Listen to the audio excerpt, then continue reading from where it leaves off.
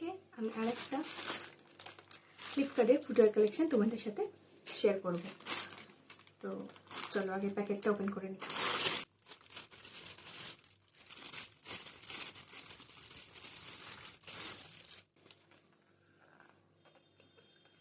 তো এই যে এটা এটা দুটো তিনটে কালার ছিল, ব্ল্যাক ছিল, এটা ছিল একটা মনে হয় পিঙ্ক শেডের ছিল। তো আমি এখানে ফটো অ্যাটাচ করে দেবো, তোমরা চেক করে নিতে পারো।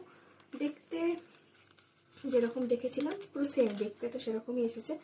স্মেলটা খুবই বাজে আসছে, তো কিন্তু আমার খুব লাইট ওয়েট জুতোটা, হেভি ফিল হচ্ছে না, ভীষণই লাইট ওয়েট। কিন্তু আমার যেটা মনে হচ্ছে জুতোটা স্লিপ হবে, জানি না এবার কি হবে। দেখতে খুব ক্লাসি লাগছে, দেখতে খুব স্টাইলিশ, ভীষণ সুন্দর, কালারটাও দারুণ ম্যাচ করেছে। তো চলো পরে দেখাই কেমন লাগছে। তো দেখো জুতোটা আমি পরেছি, আজকে প্লাজো দিয়ে পরেছি, ভালো লাগছে জুতোটা দেখতে। বাট যেটা বললাম একটু স্লিপ হতে পারে, যেটা আমার মনে হচ্ছে, পরার পরও সেমই ওটাই মনে হচ্ছে। আর যেটা হচ্ছে জুতোটা 4 নম্বর সাইজ নেওয়ার জন্য আমার পায়ে অনেকটাই বড়, তো একটুও ভালো লাগছে না।